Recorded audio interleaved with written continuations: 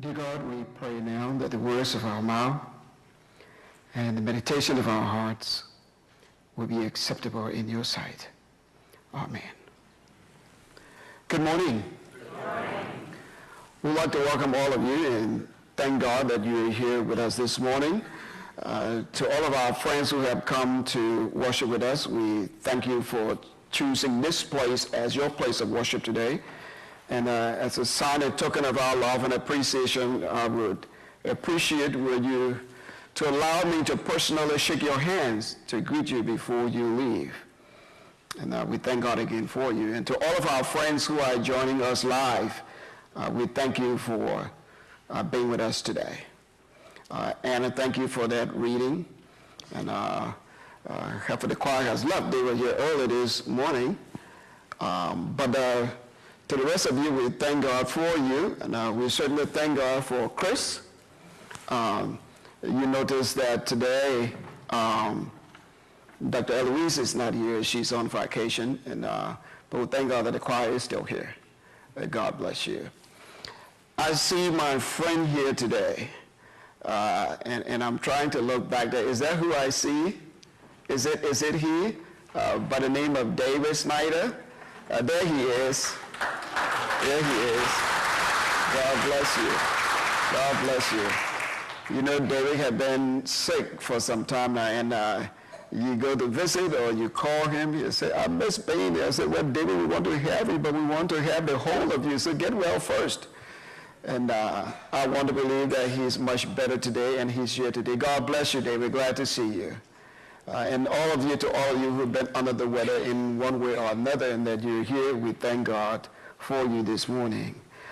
So we're in our mystery series in the book of Job. We've been in the book of Job for this month.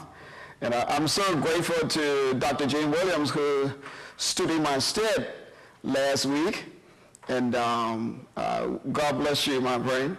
And I thank you for bringing the word. And so Adam pretty much gave a pretty good description of Job. But I would like to add to what she said from the beginning. You know, Satan suggested that Job worship God because of his wealth. The only reason why he's worshiping you and doing what he's doing because he's wealthy. That is the criticism. And so God allows Satan to take everything from Job, including his wealth, his children, his health, but yet and still Job maintained his faith in God. He did not lose sight, but not without asking some very hard questions. And there are times when we want to ask God questions, when we're going through a very difficult patch in our life, and we want to raise some questions. I would tell anybody, I do not question the authority of God, but sometimes I really do raise some questions. I really do ask God some questions. And so his friends heard about his situation, and then they go to visit him. Job even got to the place where he cursed the day of his birth.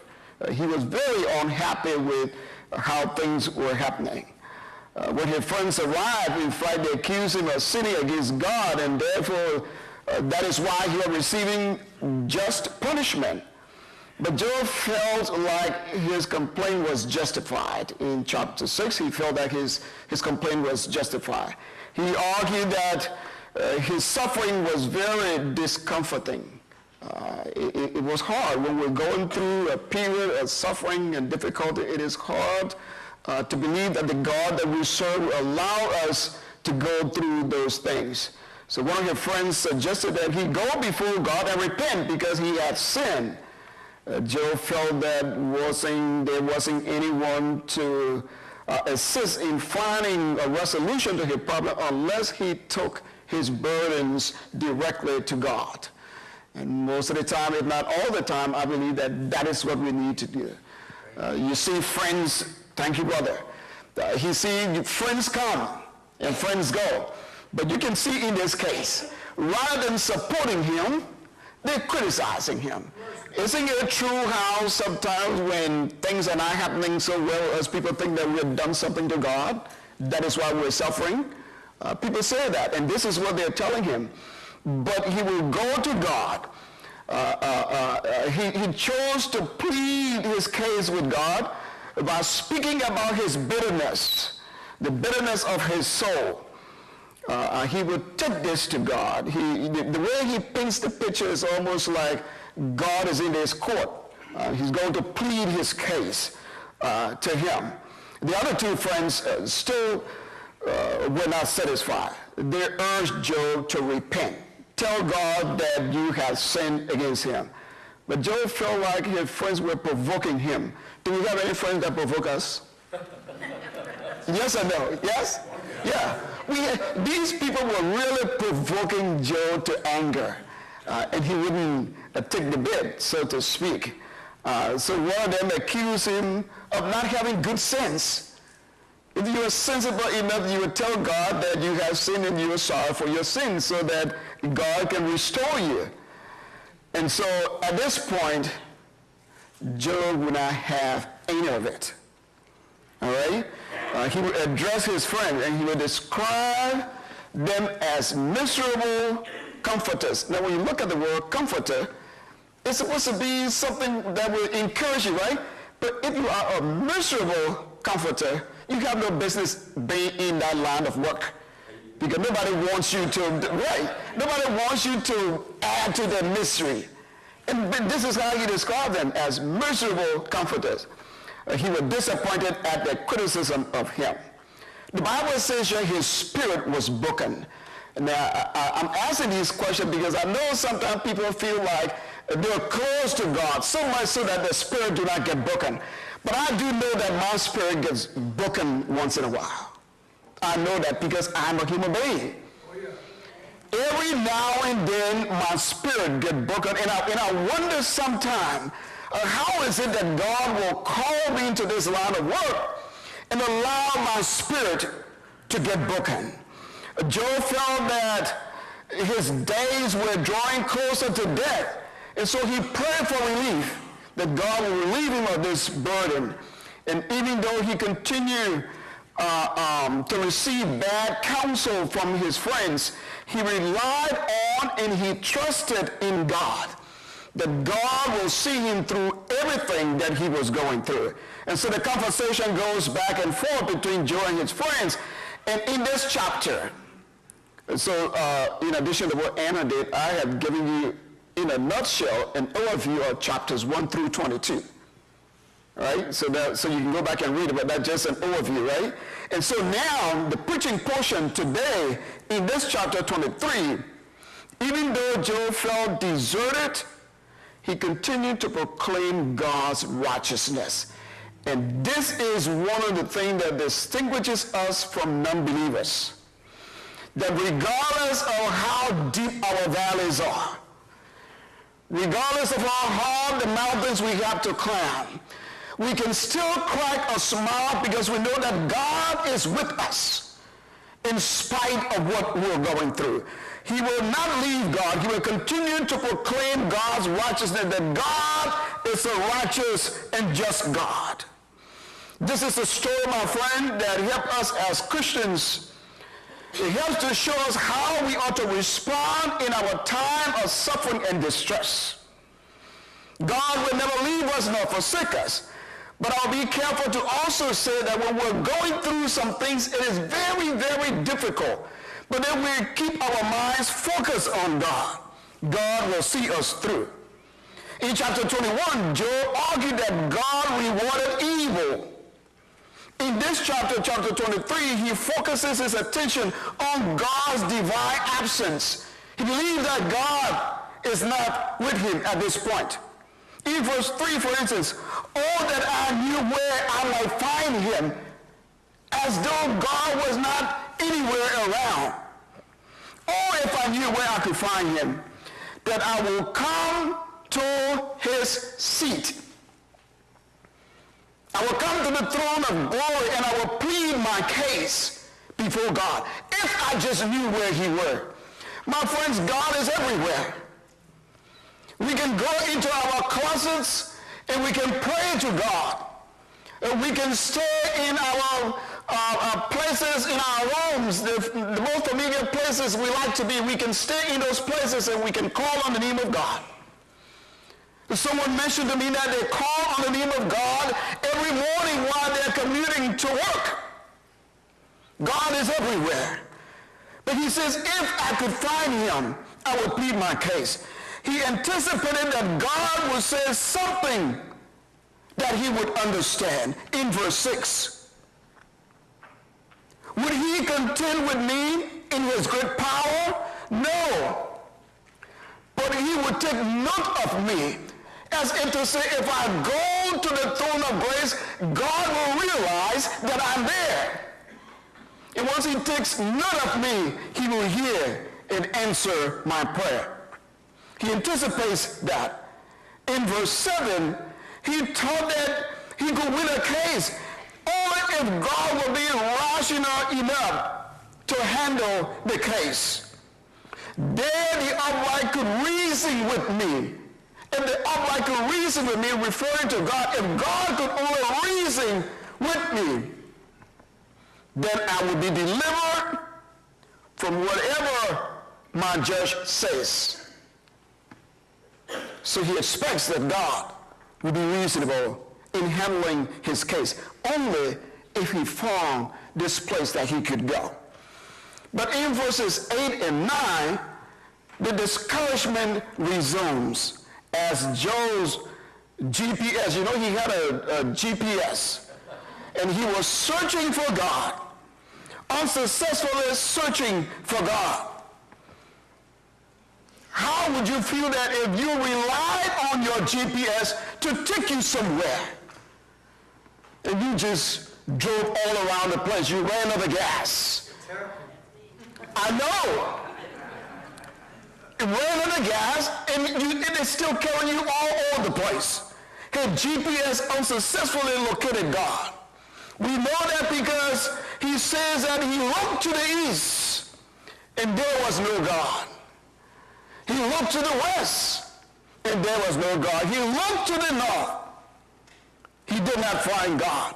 When Job reached to the south, verse 9b, the latter part, he finally understood that even though he could not see God, that God was there. God was there. We do not have to physically see God, but God is in our lives each and every day. So look to the north.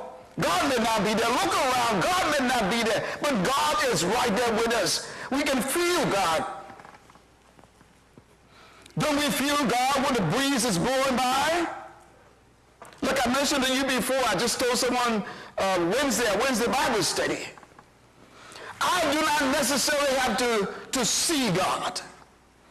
But every morning when I wake up and I can breathe and I have my senses intact, I realize that God had mercy on me and that God thought about me and that God called my name when he was calling the angelic roll in heaven. And that is why I was able to wake up that morning.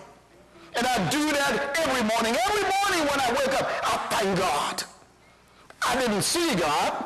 I didn't see God this morning, but I sense God in my body. I sense God in my spirit because God allowed me my five senses. God allowed me to see you.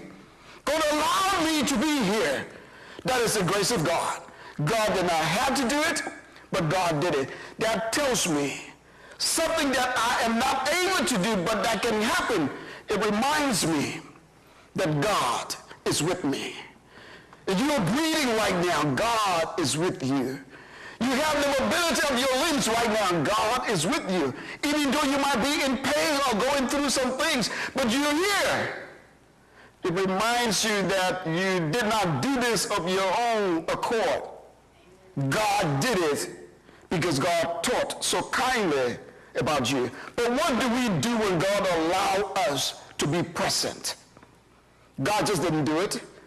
God has work for us to do. God didn't just put us on the earth to occupy space. God put us here to do something. So by the end of the day, if you realize that you have not done anything at all, It is a reason. It is a reason to reevaluate what you did that brought glory to God and to edify a brother or a sister.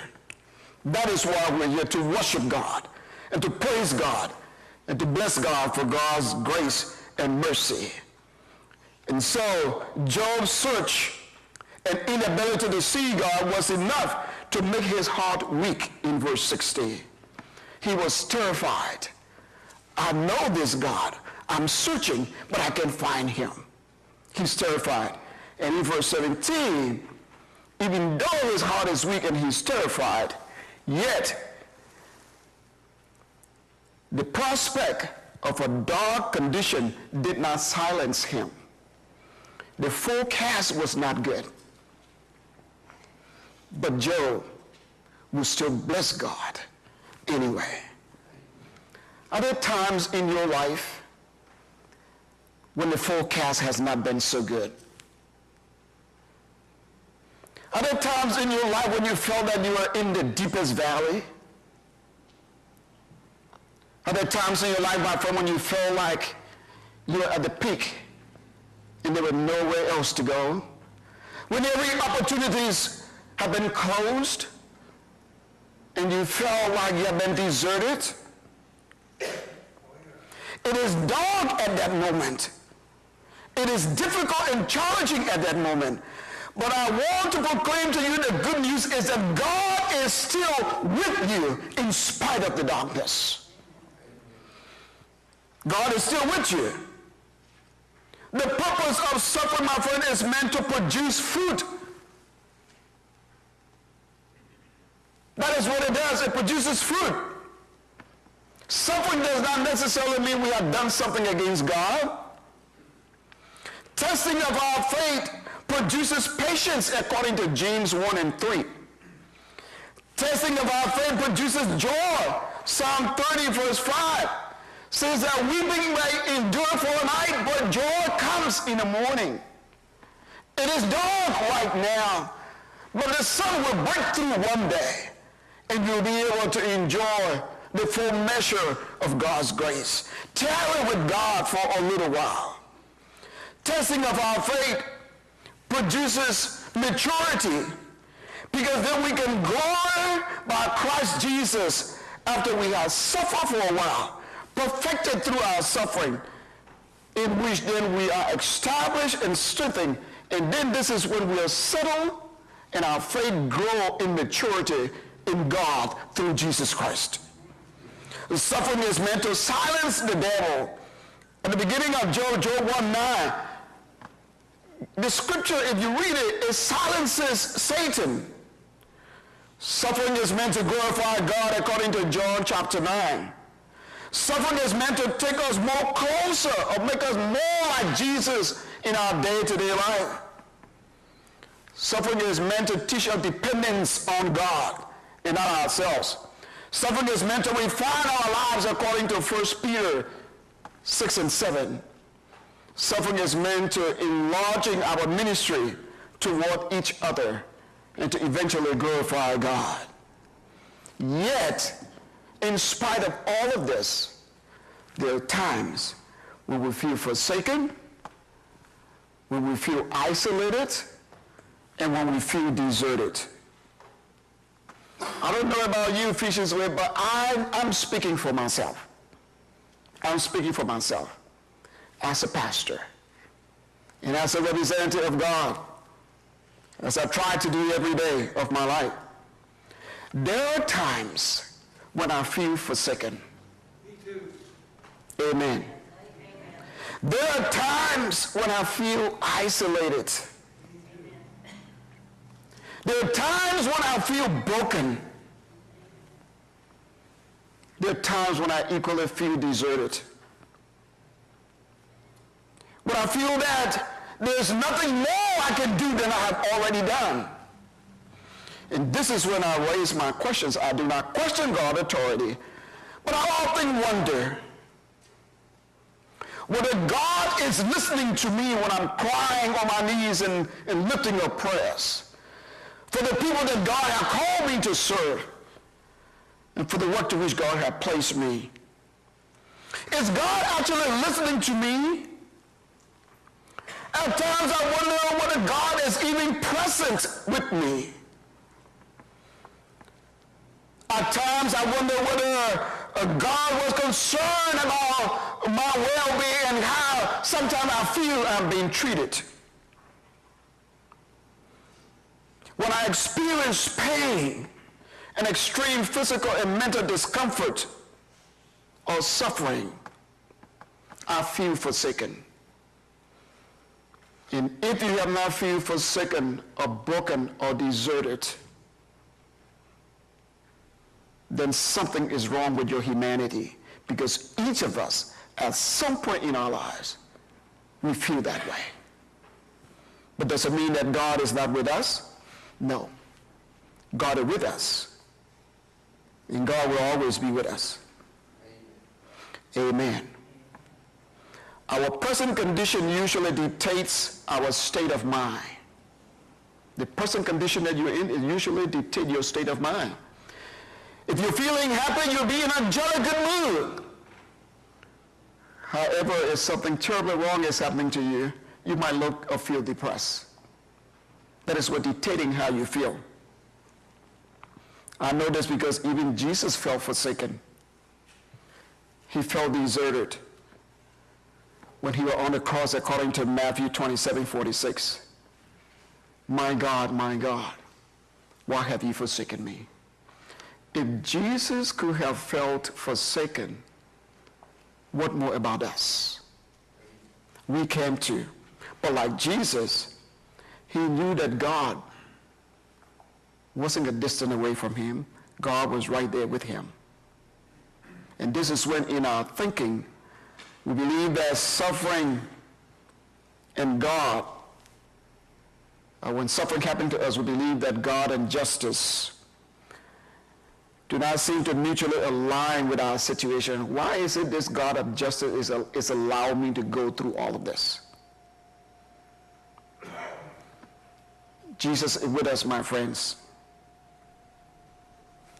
This should let us know that the righteous suffer as well. The righteous can be deserted as well. Inasmuch as suffering is not a result of wickedness, blessing is not a result of our righteousness. We cannot do anything to claim that we're righteous. So when we're blessed, we shouldn't think that because we're righteous, that is why God has blessed us. But I want you to equally know when you're going through some difficult things in life, it is not because you've done something wrong to God. It has absolutely nothing to do with it. A person of integrity in God can suffer as well. And so if you took nothing from today's message, I want you to know that when your human wisdom seems to be inadequate, just know that God can still be trusted, that God is still with you. You may not sense it, but God is with you. If you feel deserted today, know that God is watching over you. If his eyes can be on a sparrow, just know that he's watching you as well. May the peace of God be with us today and always. Amen.